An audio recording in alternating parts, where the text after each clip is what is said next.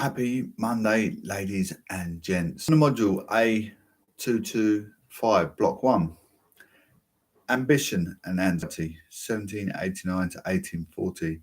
It's edited by Paul Lawrence. It's Open University Distance Learning. On page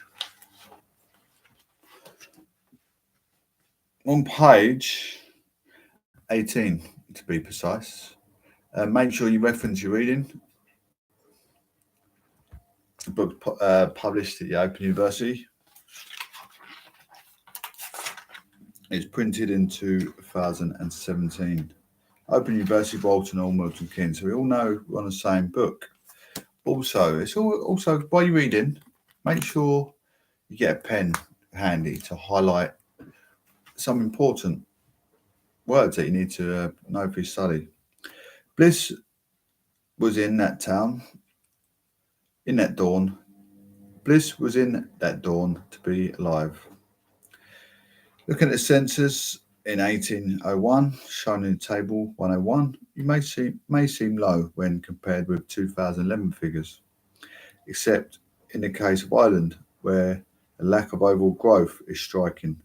But they reflected a 25% rise of 1750 in the European average. It's all about population growth. Population in 1801 to 2011 in millions. In 1801, we've got 8.3 million in the UK. In Scotland, there's 1.63 million. In Wales, there's 0.59. In Ireland, there's 5 million and 22. Now in England, there's 53 million. Scotland, there's 5 million. Wales, there's 3 million. Ireland, there's 6 million. Rapid population growth was not necessarily a positive development, however, and led in the 1790s to a depression of wages rates as the supply of labour outstripped demand in those areas, exacerbated by the effects of the war with France, which had broken out in 1793 and resulted in loss of export markets, and by a poor harvest in 1795 to 96. So many rural areas across Britain and Ireland witnessed both food shortages and rioting in the mid-1790s. The level of rural discontent drew forth a range of responses from the wealthy and the powerful. There were efforts in innovation in a state response at both a local and central level to poverty and need. For example, the Speen-Hamlin system, introduced in 1795 as an amendment to the Elizabeth Poor Law, set up a means-tested sliding scale of wages supplements to alleviate the distress caused by high grain prices, but equally, it was far from generally accepted at the time that the state should have sole responsibility for the condition of the population. While many believed that the rich had a normal duty to help the poor financially, it was also common to accept the widespread poverty as a natural order of society. As typified by a work by the population and political theorist Edmund Burke, thoughts and details of scarcity, which noted that the labouring people are poor because they are numerous. Numbers in their nature imply poverty. In a far distribution among a vast multitude, none can have much. A perfect quality will produce equal want, equal wretchedness, and equal beggary.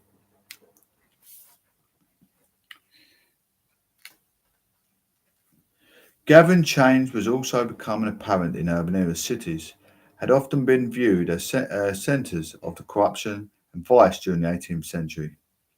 For example, the influential philosopher and writer Jean-Jacques Rousseau had claimed in his novel Emile 1762 that men are not meant to be crowded together in ant-hills, but scattered over the earth till the more they are massed together, the more corrupt they become. Quoted in Briggs 1990. But cities have not yet become the focus of public debate and concern that they were to become from the 1830s onwards. And, as noted at the start of this section, a percentage of the population living in large towns and cities remained small by 1800. Agriculture, trade, and industry. Given the distribution of the population, much of the economy remained focused on the agricultural production and trade during the 1790s. This should not be taken to imply a static or traditional unchanging mode of production.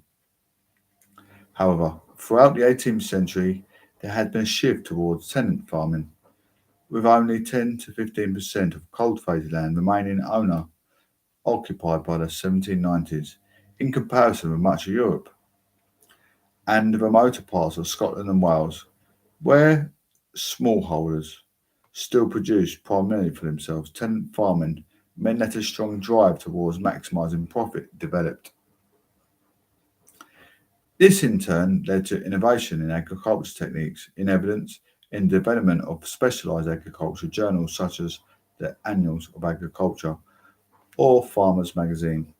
Moreover, while Britain and Ireland were both still dominated by rural modes of production in the 1800s, this did not necessarily mean that the economy was wholly agricultural. During the 1790s, machinery powered by both water and steam was introduced to some factories, and manufacturing, much of it related to cloth production, come to account for 25% of national income, with trade and transport accounting to a further 23%, Harvey and Matthew.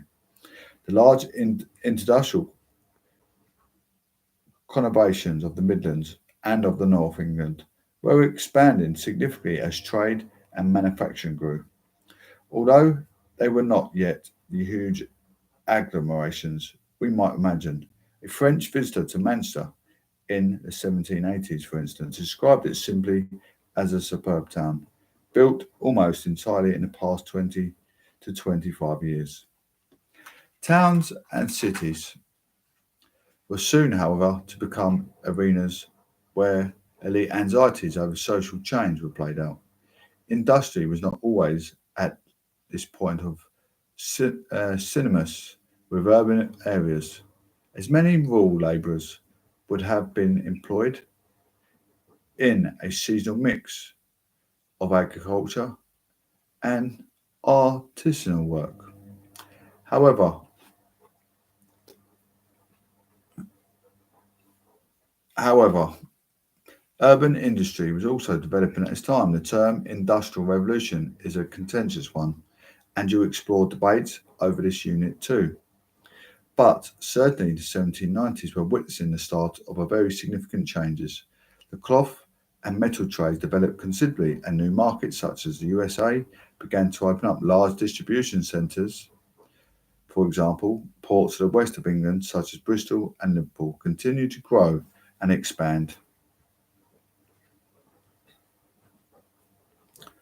And the centre of gravity of the industrial and commercial activity began to shift further north, away from London. Commercial and industrial development led to growing alternatives to agriculture employment and to the development of new forms of regularised wage labour, as opposed to older, customary, artisanal modes of production.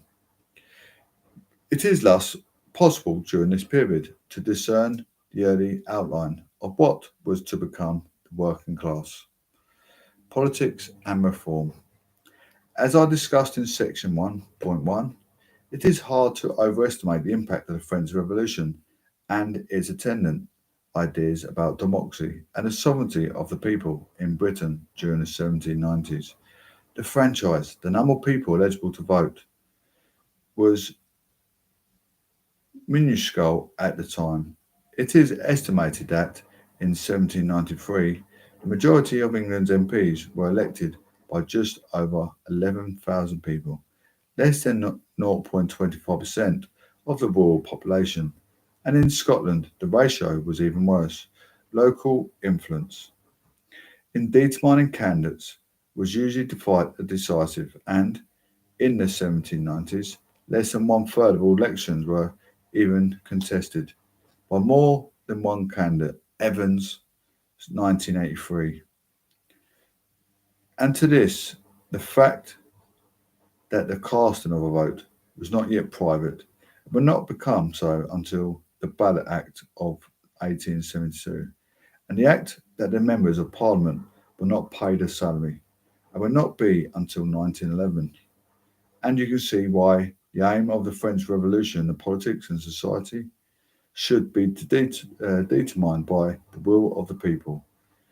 It was so incendiary. Initially, a subsequent cross section of British opinion welcomed the French Revolution. The general view was probably that it heralded in a progressive move away from the absolute monarchy toward the kind of limited democracy already present in Britain.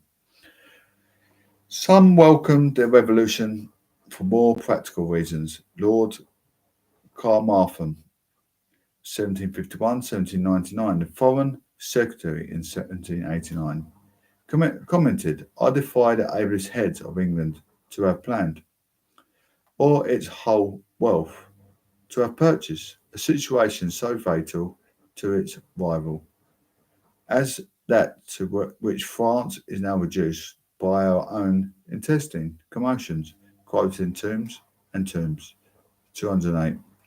However, as the revolution turned more violent, and particularly after the execution of Louis XII in 1793 and the outbreak of war, the opponents of the revolution emerged, who saw it as a potential disastrous abandonment of traditional order in favour of motion and mob rule, such as William Wilberforce, 1759-1833, the religiously inspired politician, philanthropist, and anti-slavery campaigner. Alarmed by the intent to separate church and the state of France, argued for a reassertion of Christian moral values in Britain. Others, such as Edmund Burke, wondered how any country could possibly be as safe as long as it is strange. Nameless, wild thing is established in the centre of Europe, quoted in Tombs and Tombs. Alarmed by the sea, the idea of revolutionary ideas was spread into Britain at a time of food shortages and rioting. The government of William Pitt the Younger, 1759-1806 Prime Minister, 1783-1801 and 1804-06 responded with political repression. The activities of reform societies such as the London Correspondence Society, which aimed to secure universal suffrage and annual parliaments, while in reality the very restrained engineered both scorn and alarm in elite circles, as evidenced in the print by James Gilray, 1756-1815, shown in Figure 1-3. From 1794, habeas corpus was suspended and political radicals could be arrested without trial. In 1795, during the time of the Sevres public agitation, stones were thrown against the King's carriage as he went to open Parliament. Within weeks, a House of Commons dominated by landowners has passed legislation that made it almost impossible to hold public meetings in support of reform.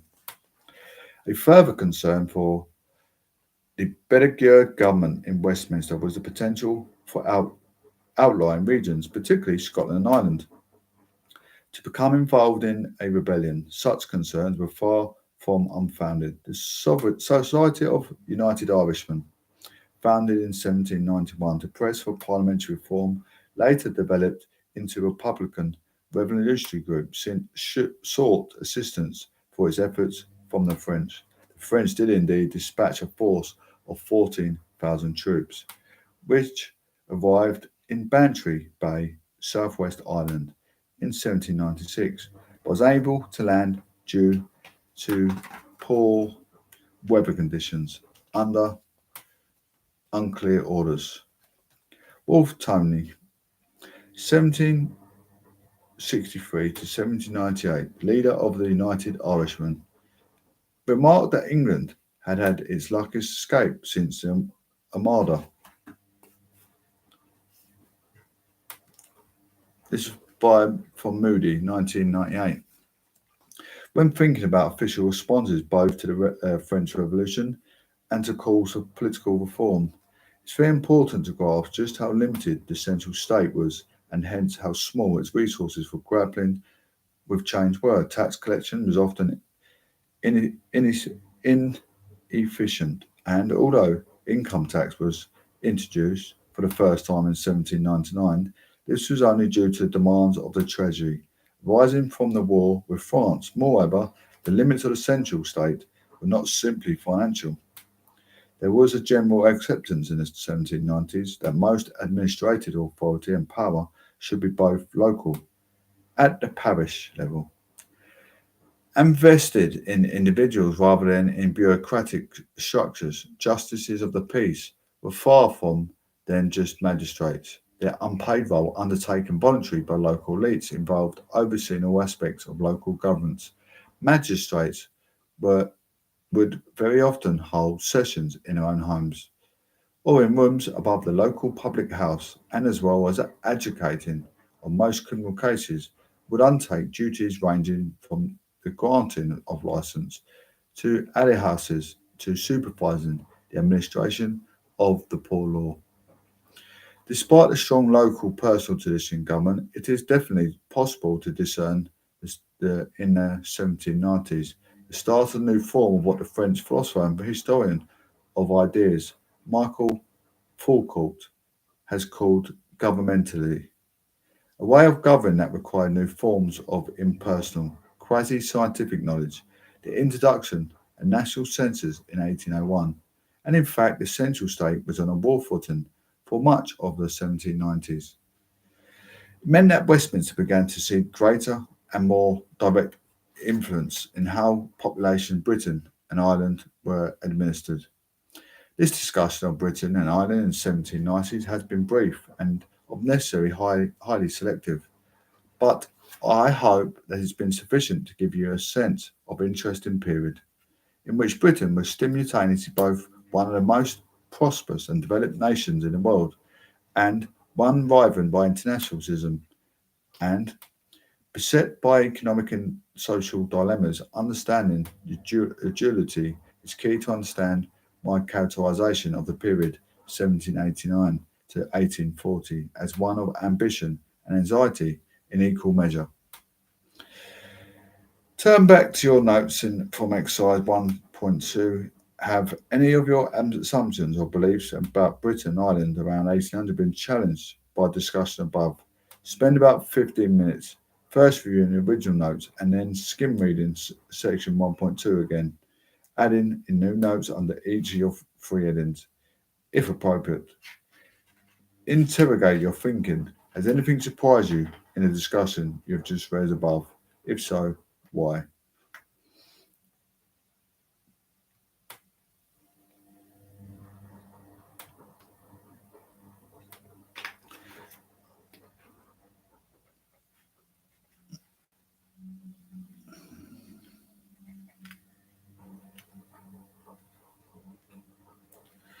Page 24 to 25. Overall, Britain was seen as dynamic, successful, and liberal by other European nations in the 1790s, while it was still possible at the end of the decade to the point of parts of Britain and Ireland, where daily life would have been perfectly familiar to men and women of the 16th century.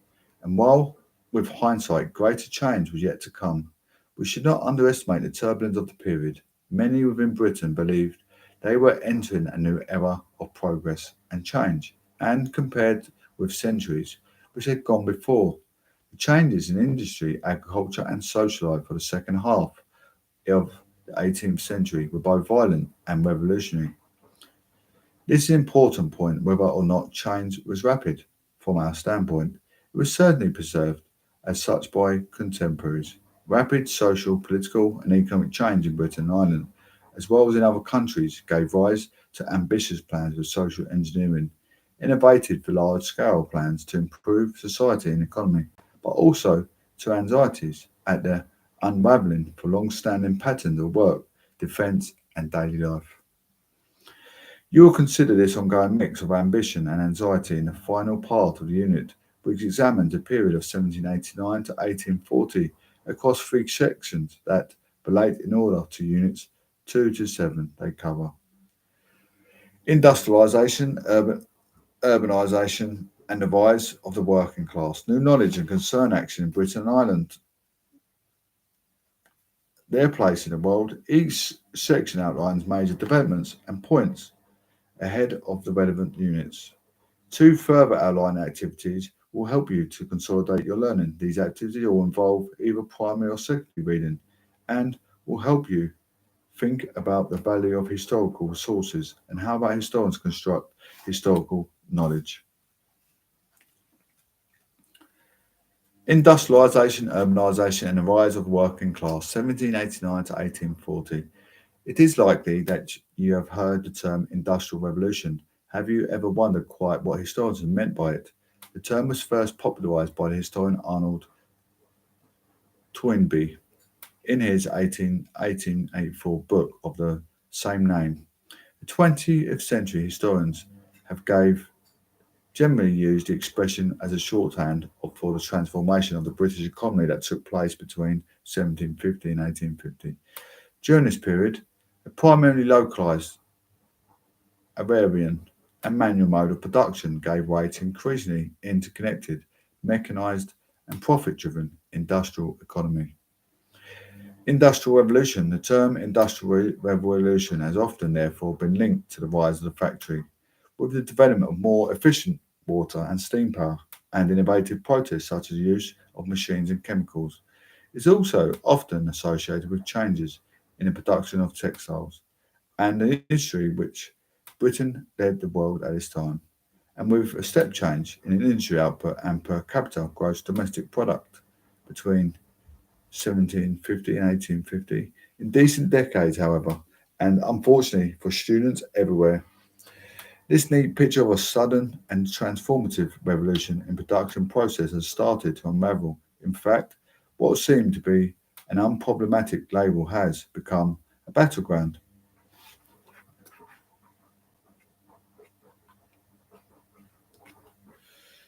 That's from Riley and O'Brien, and there has been significant debate over the causes, nature and consequence of this period of economic change, arguably until the diffusion of the industry and growth of towns attained a scale and visibility in England that become unavoidable.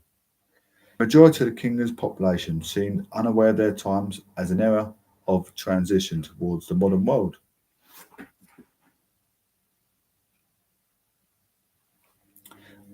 Vileo and Bryan.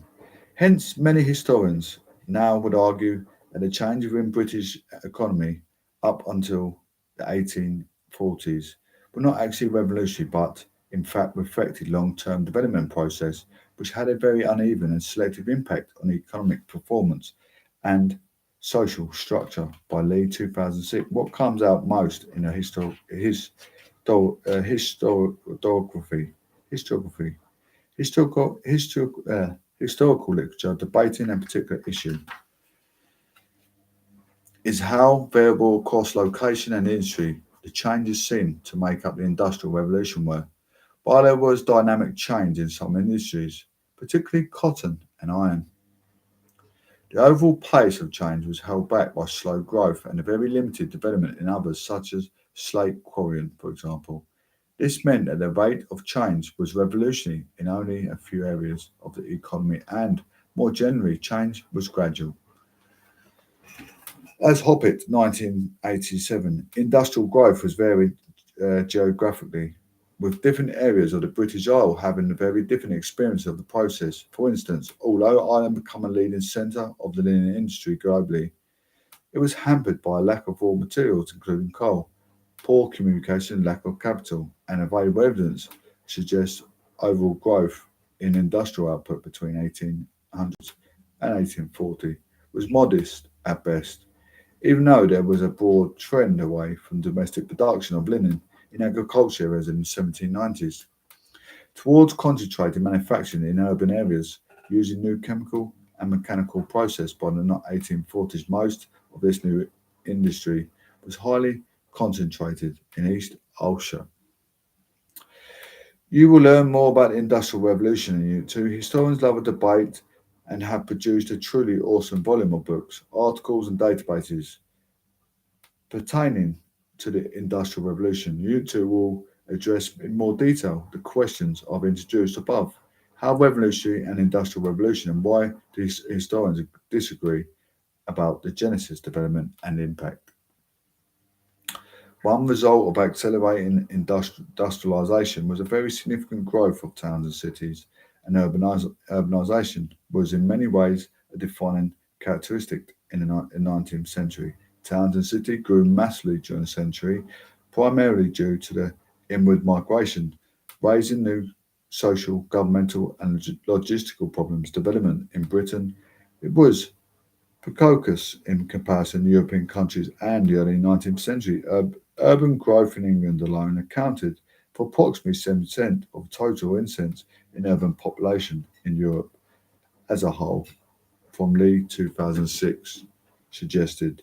Due to this rapid and unregulated growth, the city came to a particular place in the public debate during the 19th century, viewed by a social problem that needed solving. By 1840s, the novelist, journalist, and radical George Reynolds wrote of London that in the very heart of the great metropolis is a maze of narrow lanes choked up with dirt, pestiferous with the nauseous odours, and swarming with a population that is born, lives, and dies amidst squalor, penury, wretchedness, and crime.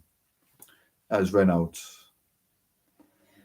Similarly, thoughts were expressed by a philosopher, journalist, and businessman Frederick Engels, 1820-1895, who described Manchester, where he lived for a number of years, as hell on the earth.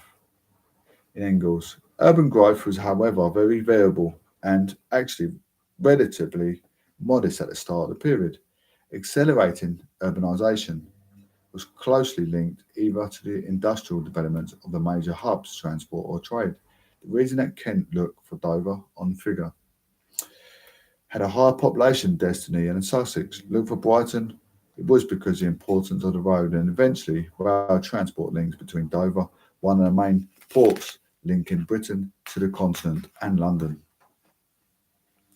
Page 28 is a map of Great Britain, but we're going on page 29.